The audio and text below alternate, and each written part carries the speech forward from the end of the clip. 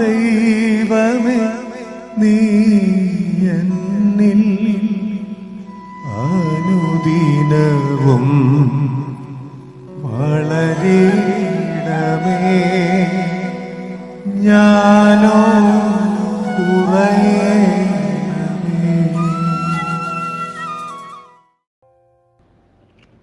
വിശുദ്ധ യോഹന്നാന്റെ സുവിശേഷം അധ്യായം 10.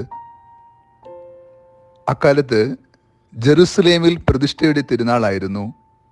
അത് ശീതകാലമായിരുന്നു. യേശു ദേവാലയത്തിൽ സോളമന്റെ മണ്ഡപത്തിൽ നടക്കുമ്പോൾ യഹൂദർ അവന്റെ ചുറ്റും കൂടി ചോദിച്ചു, നീ ഞങ്ങളെ എത്ര നാൾ ഇങ്ങനെ സന്ദിഗ്ധാവസ്ഥയിൽ നിർത്തും? നീ ക്രിസ്തുവാണെങ്കിൽ വ്യക്തമായി ഞങ്ങളോട് പറയുക. യേശു പ്രതിവചിച്ചു, ഞാൻ നിങ്ങളോട് പറഞ്ഞു, എന്നിട്ടും നിങ്ങൾ വിശ്വസിക്കുന്നില്ല. എൻ്റെ പിതാവിൻ്റെ നാമത്തിൽ ഞാൻ ചെയ്യുന്ന പ്രവൃത്തികൾ എനിക്ക് സാക്ഷ്യം നൽകുന്നു, എന്നാൽ നിങ്ങൾ വിശ്വസിക്കുന്നില്ല. കാരണം നിങ്ങൾ എൻ്റെ ആടുകളിൽപ്പെട്ടവരല്ല. എൻ്റെ ആടുകൾ എൻ്റെ സ്വരം ശ്രവിക്കുന്നു. എനിക്ക് അവയെ അറിയാം, അവ എന്നെ അനുഗമിക്കുന്നു. ഞാൻ അവയ്ക്ക് നിത്യജീവൻ നൽകുന്നു. അവ ഒരിക്കലും നശിച്ചു പോവുകയില്ല. അവയെ എൻ്റെ അടുക്കൽ നിന്ന് ആരും പിടിച്ചെടുക്കുകയുമില്ല. അവയെ എനിക്ക് നൽകിയ എൻ്റെ പിതാവ് എല്ലാവരേക്കാൾ വലിയവനാണ്. പിതാവിൻ്റെ കയ്യിൽ നിന്ന് അവയെ പിടിച്ചെടുക്കാൻ ആർക്കും സാധിക്കില്ല. ഞാനും പിതാവും ഒന്നാണ്. ഈശോയിൽ ഏറ്റവും സ്നേഹമുള്ള പ്രിയ ദൈവമക്കളെ, ഈ വിശുദ്ധ പ്രഭാതത്തിൽ നാം ദൈവത്തിരുസന്നിധിയിൽ പ്രാർത്ഥനാപൂർവമായിരിക്കുമ്പോൾ ക്രിസ്തുവും പിതാവും ഒന്നായിരിക്കുന്നത് പോലെ നാം അവിടത്തിൽ ഒന്നാകുവാൻ വേണ്ട ആത്മീയ കൃപാവരത്തിനായി പ്രാർത്ഥിക്കാം. യോഹന്നാന്റെ സുവിശേഷം 10-ാം അധ്യായത്തിൽ ഒരു ഇടയന്റെ മനസ്സോട് സംസാരിക്കുന്ന ക്രിസ്തു ആ യഥാർത്ഥ ഇടയൻ ആരാണെന്നും ആ ഇടയന്റെ ദൗത്യം എന്താണെന്നും ആരാണ് ആ ഇടയനെ അയച്ചതെന്നും ആ ഇടയന്റെ അടുക്കൽ വരുമ്പോൾ അജഗണത്തിന് ലഭിക്കുന്ന നന്മയും സൗഭാഗ്യം എന്തെന്നും യേശു വ്യക്തമാക്കുന്നുണ്ട്. അവർക്ക് മനസ്സിലാകാതെ വരുമ്പോൾ വീണ്ടും ഏറ്റവും ലളിതമായി യേശു വ്യക്തമാക്കി കൊടുക്കുന്നു. ഇടയൻ ആരാണ്, വാതിൽ ആരാണ്, കാവൽക്കാരൻ ആരാണ്, ആരുടെ അടുക്കിലേക്കാണ് അജഗണങ്ങൾ വരുന്നത്, ആരാണ് ഈ ആട്ടിൻപറ്റത്തെ ഇടയന്റെ അരികിലേക്ക് കൊണ്ടെത്തിച്ചത്, എല്ലാം യേശു വ്യക്തമാക്കുന്നുണ്ട്. എൻ്റെ പിതാവിനാൽ ആകർഷിച്ചാലല്ലാതെ ആർക്കും എൻ്റെ അടുക്കൽ വരാൻ കഴിയില്ല എന്നും യേശു സ്പഷ്ടമായി തന്നെ പറഞ്ഞു. എന്നാൽ യേശു തൻ്റെ ഇടയ ദൗത്യവും പിതാവായ ദൈവം തന്നെ ഭരമേൽപ്പിച്ച ഈ ഭൂമിയിലെ ദൗത്യവുമെല്ലാം യഹൂദ ജനത്തോട് പറഞ്ഞിട്ടും അവർ അംഗീകരിക്കുകയോ ഉൾക്കൊള്ളുകയോ ചെയ്യാതിരുന്നപ്പോൾ യേശു പറയുന്നു, നിങ്ങൾ സത്യം അറിഞ്ഞിട്ടും വിശ്വസിക്കുന്നില്ല.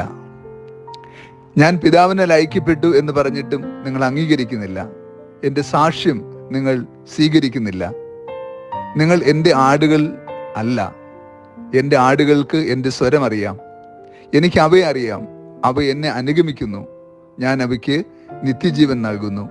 അവർ ഒരിക്കലും നശിക്കപ്പെടുകയില്ല. വലിയൊരു വാഗ്ദാനമാണ് ഇന്നത്തെ സുവിശേഷം. ആ വാഗ്ദാനത്തിന് വലിയ ആത്മീയ ബലവും നിത്യജീവന്റെ ശക്തിയുമുണ്ട്. യേശു ഉറപ്പ് നൽകുകയാണ്, ആര് തടഞ്ഞാലും ആര് തിരസ്കരിച്ചാലും ആര് മാറ്റി നിർത്തിയാലും എല്ലാ പ്രതിബന്ധത്തെയും അതിജീവിച്ച് ക്രിസ്തുവിൽ വിശ്വസിക്കുകയും നല്ലിടയനായ ക്രിസ്തുവിന്റെ സ്നേഹ സാന്നിധ്യം നിലകൊള്ളുകയും ചെയ്യുന്ന എല്ലാവർക്കും നിത്യജീവനുണ്ട് എന്ന് യേശു അസന്നിഗ്ധമായി പ്രഖ്യാപിക്കുന്നു. ഞാൻ അവയ്ക്ക് നിത്യജീവൻ നൽകുന്നു. ഏറ്റവും പരമപ്രധാനമായ ആത്മീയ കൃപാവരമാണ് ക്രിസ്തു പ്രദാനം ചെയ്യുക.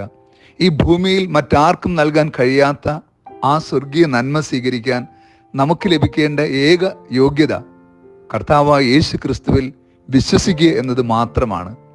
ആ വിശ്വാസത്തിന്റെ ബലത്തിൽ നമുക്ക് നിത്യജീവന്റെ കൃപാ കവാടം തുറന്നു കിട്ടും. യേശു നമ്മെ പഠിപ്പിക്കുന്നു, ഞാനും പിതാവും ഒന്നാണ്. യഹൂദർക്ക് ഒരിക്കലും ഉൾക്കൊള്ളാൻ കഴിയാതെ പോയ ആത്മീയ ചിന്തയായിരുന്നു അത്.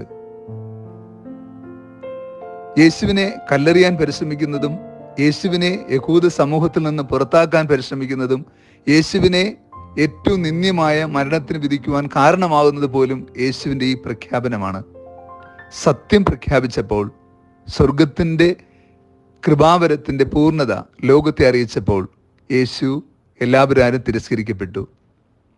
യേശു അസന്നിഗ്ധമായി പറയുന്നു, ഞാനും പിതാവും ഒന്നാണ്. പഴയ നിയമ പുസ്തകം മുതൽ വളരെ മനോഹരമായി ഈ ചിന്ത നമുക്ക് നൽകുന്നുണ്ട്. പുറപ്പാട് പുസ്തകം 3-ാം അധ്യായത്തിൽ ദൈവത്തിൻ്റെ പേര് ചോദിക്കുന്നുണ്ട് മോസസ്. ദൈവം അതിന് നൽകുന്ന മറുപടി, ഞാൻ ആകുന്നവൻ ആകുന്നു, I am who I am. ഞാൻ ആകുന്നവൻ ആകുന്ന ദൈവം തന്നെയാണ് എന്ന് യേശു വളരെ വ്യക്തമായി നമ്മെ പഠിപ്പിക്കുകയും ഓർമ്മപ്പെടുത്തുകയും ചെയ്യുന്നു. യോഹന്നാന്റെ സുവിശേഷം യഥാർത്ഥത്തിൽ നമ്മെ നയിക്കുന്നത് പിതാവായ ദൈവത്തിൻ്റെ കൃപാവരത്തിലേക്കാണ്. അബ്രഹാത്തിന് മുമ്പ് ഞാനുണ്ട് എന്ന യേശുവിൻ്റെ പ്രഖ്യാപനം, ഞാനും പിതാവും ഒന്നാണ് എന്ന പ്രഖ്യാപനം, ഞാൻ പിതാവിനെ കാണുകയും അറിയുകയും ചെയ്തു എന്ന പ്രഖ്യാപനം, പിതാവ് എന്നെ അയച്ചു എന്ന സാക്ഷ്യം, സ്വർഗത്തിൽ നിന്ന് വന്നവന് മാത്രമേ സ്വർഗീയ കാര്യങ്ങൾ സംസാരിക്കാൻ കഴിയുള്ളൂ എന്ന് യഹൂദരെ പഠിപ്പിക്കുന്ന ആ സാഹചര്യം, നമ്മൾ ഇവയെല്ലാം ധ്യാനിക്കുമ്പോൾ നമുക്ക് യഥാർത്ഥത്തിൽ മനസ്സിലാകുന്നത് ഈ നിത്യസത്യമാണ്. യോഹന്നാന്റെ സുവിശേഷം കൂടുതൽ ആഴമായി ആത്മീയമായി ഗ്രഹിച്ചാൽ മാത്രമേ നിത്യജീവന്റെ ബലം ഉൾക്കൊള്ളാനും അതനുസൃതമായി നമ്മുടെ ജീവിതത്തിലെ ക്രമപ്പെടുത്തുവാനും കഴിയൂ. കാരണം യോഹന്നാന്റെ സുവിശേഷം നിത്യജീവന്റെ സുവിശേഷമാണ്. ഈ സുവിശേഷം നമ്മെ നയിക്കുന്നത് പിതാവായ ദൈവത്തിങ്കിലേക്കാണ്.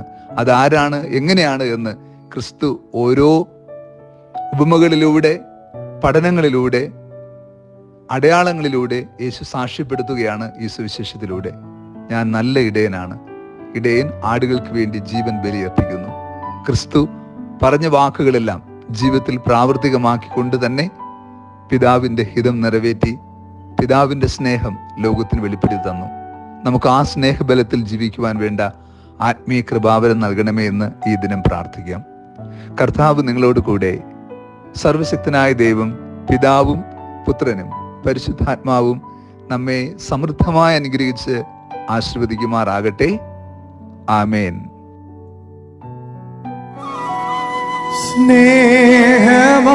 ദൈവമേ, നീ എന്നിൽ അനുദിനവും വളരണമേ. ഞാനോ